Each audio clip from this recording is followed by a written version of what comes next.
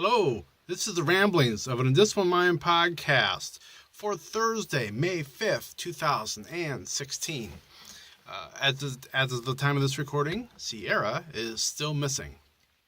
So as you can tell, I am in the recording studio today. I thought I would do another comments episode. I really didn't think that I'd been getting a lot of comments. I do get emails when they get put on there, but I do have a number of them. They're all from my friend Gary. So if you're like, wow, why is this guy the only guy that's writing in? Well, if you're listening to this, you should send me a comment. You, I'm talking to you. Listener slash video watcher, whoever you may be, send me a comment on some of the stuff. So I'm just going to kind of roll through these and we'll see how long it takes. So, Gary left me one on my old Canada where I talked about how I almost got arrested, felt like, by Canadian Customs. And he said at one point when they were going, he and his wife were going across the English Channel at the passport control at Calais, I think that's how you pronounce it. The guy at the passport said to his wife, "You seem to spend more time here than I do." So, and they just, at least he had a better sense of humor than the guy I dealt with, which was very, very true. Another comment from the electoral, where I was ranting about talking about the electoral college. He wrote, "The whole process seems to fit well with the current trend of making things look more extreme than they really are. When you throw in that whole snafu with the superdelegates, and it shows just how little voice we the people really have. I think it's things like this that are driving voters away from party favorites toward candidates on the fringe. It has the political parties scared that they are losing control and that they are doing best to regain what they are losing." I think there's a lot of truth there. I think kind of the one thing that that's really, I'm going to say probably the only positive thing I've seen thus far out of the political processes for the presidential election. It's just really highlighting the problems in the system. For the Democrats, you've got the whole superdelegate thing that, somebody like Bernie Sanders, they can win the state, but they're going to lose on delegates because there's these super delegates. And apparently if you are the Democratic insider and you smooze the right people, you can have them as a super delegate and they're pledged to you regardless of what your state votes, which is total BS. Republicans have something similar as well. I mean, don't get me wrong, that's not just a Democrat thing. It's just that nobody's gotten close enough to Trump to really make it stand out, quite kind of like it does on the Democratic side. On the Republican side, I feel like a lot of us don't feel that Trump is really a viable candidate, that he would really be a viable president, and to me that's kind of showing that he's found a way to get this far. I mean, when he first announced, I figured he'd be 6 months and he'd say something stupid and he'd be gone.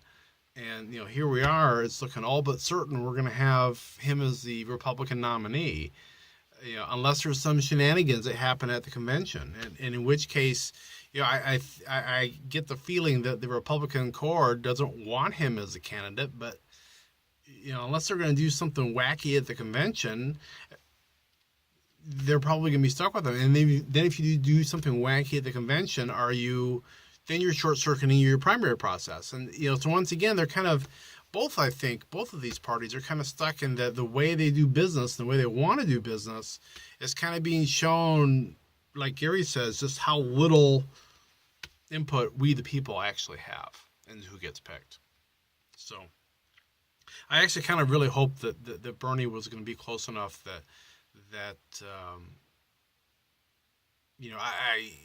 I would have found it really interesting if Bernie actually had won enough states that he should have won the nomination, but the superdelegate count was going to sway it the other way.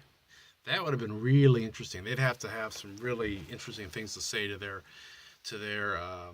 people about that. So yeah, That's the thing I'm kind of been thinking about on that. This is on episode 427, Crossing the Lines, where I was talking about some of the responses to Justice Scalia's death, and he was agreeing with me that he thought it was sad, and he says it shows that some of the people in Washington aren't there because they want to make this country great. They are there. They are there to make themselves great and control as much of the government as possible. Yeah, I agree with that. I agree with that. And he also mentions, because I had shared something about how Scalia had wanted somebody from Democrats, even though he was more conservative, to be a potential nominee. And he says, it's a good reminder to us that to not just look for a candidate that agrees with everything we believe in, but someone who will seek the best answer for everyone. And that's really important, especially in a justice. But, that's important for a president, too. Episode 414, book list. He's talking about how he was reading Mistborn from the library and it had expired, but it was on his Kindle, and he turned the Wi-Fi off, so it didn't know that it had expired yet because it hadn't connected to the system. So he was able to keep it on his Kindle there and leave it to the end. I've done similar. I haven't had much time. I used to get audiobooks and put them on my device to listen to them, and I'd have to just physically copy the MP3s. And when I download them on my PC, they had the software that was, would take account of the due date, and at the point where the due date had passed, they would no longer be active on my PC, but that wouldn't stop me from finishing it on my little device. I think that was when I had my Zune. It would work quite well. So yeah, there are some ways to get around it, just so you can finish it. So misusing MS Office. Gary mentions that he dislikes people that using PowerPoint to make announcement flyers and then send out the single slide as a presentation. Our HR does that all the time. They're going to send out an announcement about a party or an event, and they'll create a single slide PowerPoint, and they will literally have an email with a subject line, attach that, no text. Boom. And it's kind of ridiculous, As he says, the least they could do is convert it to a PDF or an image. Yeah, He also mentions using Publisher. There are these tools are meant for various things that are, I wouldn't use a table in Word to do spreadsheet kind of things. And you shouldn't use Excel to be a word processing. I mean, they have specific uses. So they should be used for those, which Gary agrees with. But he does admit that he uses Excel to make graph paper for planning layouts and buildings in Minecraft. Honestly, I think that is a perfectly acceptable use of Excel. You're using the grid. I have no problem with that, Gary. Episode 457, should stories have romance? He says, I don't mind a little bit, but when it changes to full-blown relationship drama, I begin to lose interest. Flash and Arrow are both great shows. It would have been better if they stopped the relationship drama, but it's the CW channel. I think they thrive on that. Yeah, I don't watch either one of those. It can be dangerous where the relationship will overshadow sometimes. That's kind of, I understand that danger. You gotta walk the fine line. If you're a science fiction book with a little bit of relationship thrown in, a little bit of romance thrown in, for the first part of it, you don't want to turn into a romance book at the end with a little bit of sci-fi thrown in. That just will not do. On 458, how to be a smart aleck.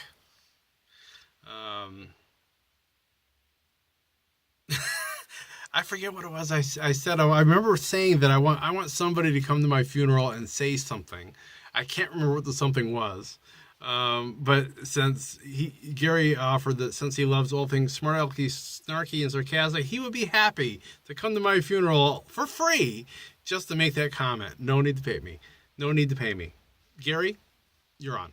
I'll take you up on that. I don't remember what it was I said. I remember that it tickled me to no end, but I don't remember what it was.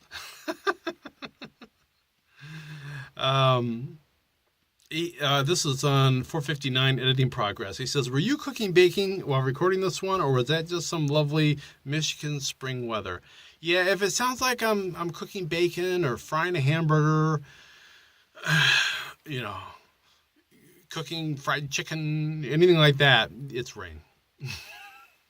Yeah, there's been a lot of rain. It was raining yesterday. Today's actually pretty nice. We had a little sun, but and it does come through on the recording as it's bacon. It's bacon.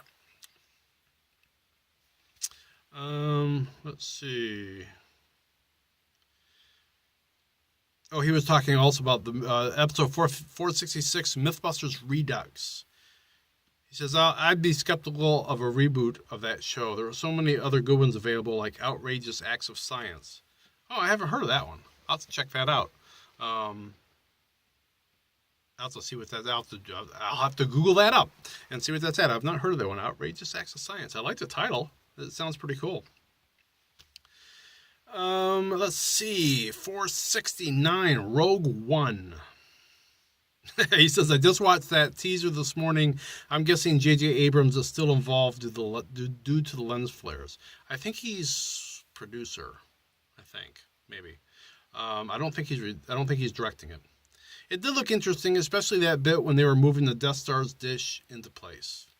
Yes, that was cool. Yeah, and lens flares don't bother me that much. He did get a little overboard on the Star Trek stuff, but at the same time, I felt like it especially the first movie, the first Star Trek, when I first saw it, it kind of built into that ambiance of the ship, because it had a very industrial feel, especially like down in the engine room. It looks like they probably did that at a plant someplace, I'm guessing, or at least they made a space that looks like a plant.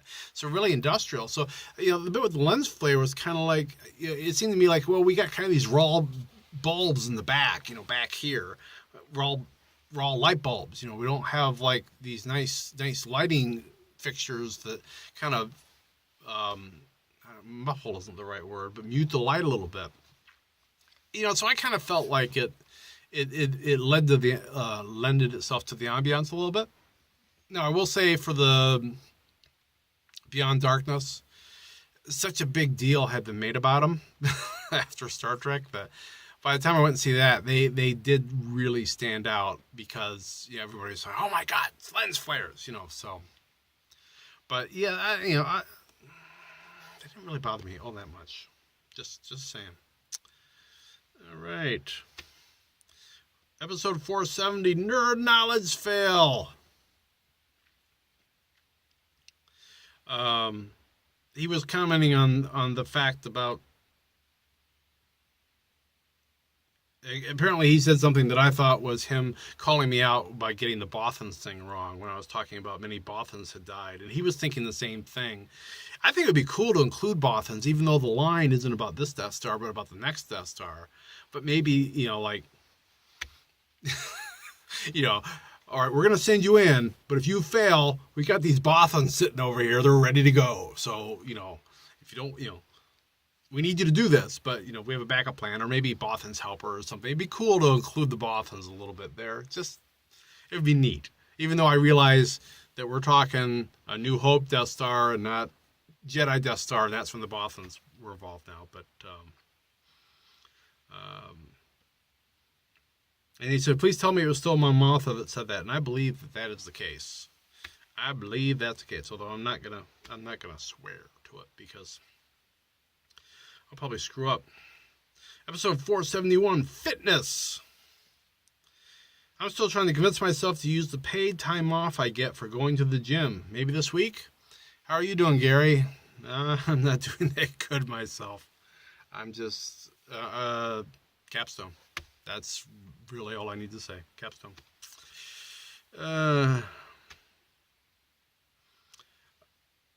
Episode 475, Ori in the Blind Forest. He said, thanks for getting my interest up for a game that I'll never play due to living in a PS4 only home. If you want to watch a fun playthrough with the guy who puts the jump and jump scare, watch The Last of Us with vintage beef. He's a riot. Yeah, I'm not big on the jump scare. Although The Last of Us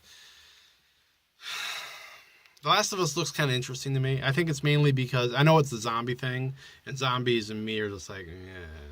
But once again, you're going through post-apocalyptic places, and I kind of like that. Sorry, I had to get a sip of coffee. All right. How are we doing? Oh, we're almost done. Almost done. 479, English breakfast. And Gary says, the time you travel to England on the ferry from Calais, they offer the traditional English breakfast. Their version had tomatoes instead of mushrooms and fried bread instead of toast. It was a nice treat since restaurants in Belgium were typically open only for lunch and dinner. I'm curious how close fried bread is to like what we here in the States would call French toast, or if that's something different. Have to let me know. I'm curious about that. Tomatoes instead of mushrooms. That could be interesting. I mean, were they cooked tomatoes, or were they just a few slices of raw tomatoes? I don't do too much with the tomato products in breakfast.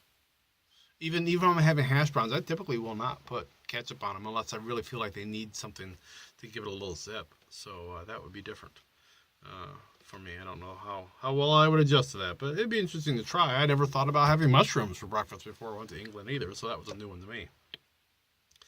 480, problems handling time. He says, I had to listen to this one twice to get it all. Yeah, I don't blame you. He says, it's a shame you couldn't use Unix time for the calculation. That would have made it easier. Although when I had to do a date calculation in a Unix script, most forms suggested using Perl instead, which I did. And by that I mean I found a Perl script that someone else wrote and used that. Yeah, unfortunately with this language, even though its backbone is SQL Server, and SQL's got some pretty robust time functionality, but SAP has built this other language on top of it, so it's like it's close, but it's got some differences, and time is one of the big differences. Unfortunately, I did get that straightened around. I actually thought of some additional stuff I had to add to it, and by the time I got that script done, it was over 2,000 characters, and it was too big to be in one field. So I had to one variable. So I actually had to split it up into a couple different variables, and then have at the end I'm using the other variables to calculate the final thing. So it was something else. And then lastly, new comment on yesterday's podcast, 491, Living Like No One Else. Gary, he actually left 2. He says, congrats on paying that monster off. We got into the home buying game so late, I wonder if we'll ever get there. Well, you can. And then he also wrote and said, congratulations on paying that monster off and sticking. I'm guessing that's sticking to your plan. It says sucklings to your plan. I'm going to say that's autocorrect. Because we didn't do much suckling on our plan. There's a mental image for you. I will say, I think I left it out. I did not go back and listen to the whole nearly half an hour, and this one's long too, sorry. The living like no one else. I don't think I explained that. That comes from a phrase that Dave Ramsey says, where he says, if you live like no one else, then you can live like no one else. And in the context, what he's talking about is if, like when you're doing the debt snowball, when you're paying off your mortgage, if you're living like no one else in the sense of you are canceling, some people cancel their cable, some people will get a second job delivering pizzas. I